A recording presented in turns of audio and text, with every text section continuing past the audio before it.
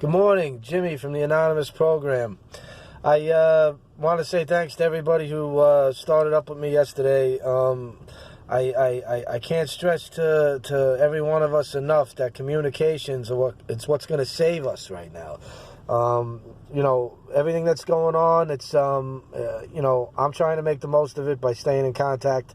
It started with just my sponsor, and then it turned into like I could clearly see that a lot of us were being cut off.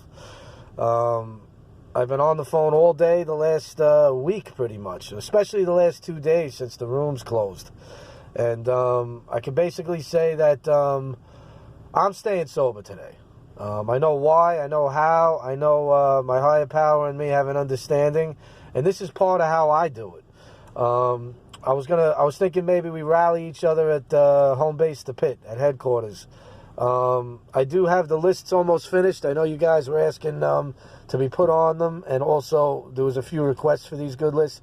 And you should know that I don't play around with dead leads, okay? My leads are red hot. If anyone knows me from the past, I don't play around with numbers and information. These leads you get, they're good, is basically what I'm saying. So it's like, call them.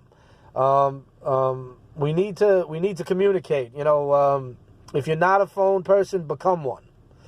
Take a suggestion and become one. If you are, double up. If you're out of work and you got the time, the absolute worst thing we could do is isolate right now. Our life depends on it, whether or not we pick up, right?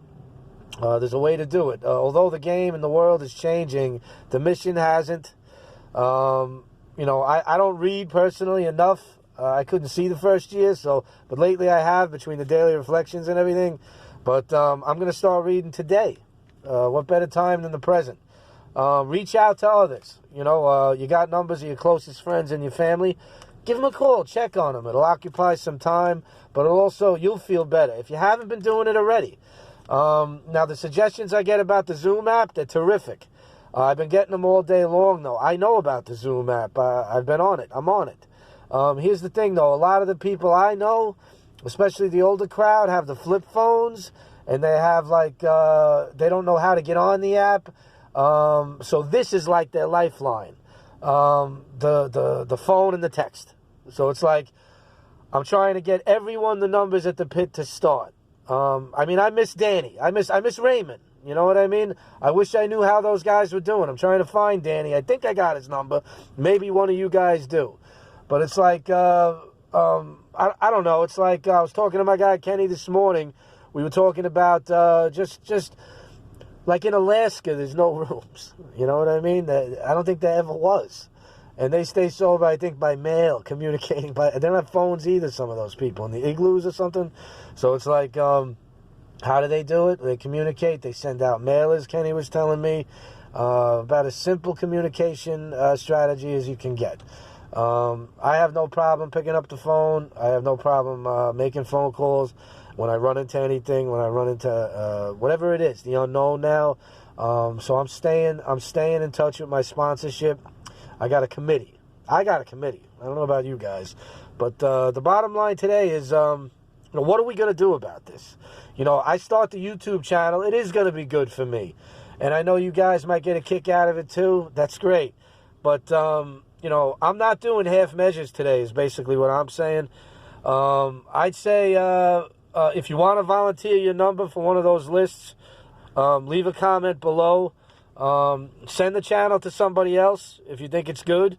I'm going to continue to do it. I know I'll have success reaching out and finding people and helping to keep people connected, because that's what I'm going to do.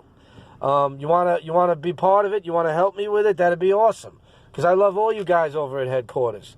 I guess let's end it with slips don't happen by accident. They just don't.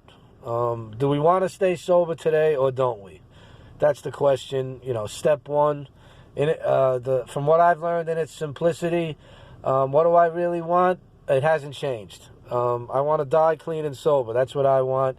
And how am I going to get through today? To me, it's going to be just as simple as it was yesterday and last week and the month before. If I run into anything, I am going to stay in touch with my sponsorship. I'm not going to isolate. I'm going to try and keep busy, even though I'm not allowed to speak at the establishments no more because they closed those down weeks ago. There's no more gym. I do have 4 children, and it just so happens that they need me every day now, pretty much all day, because they're not allowed to go to school yet.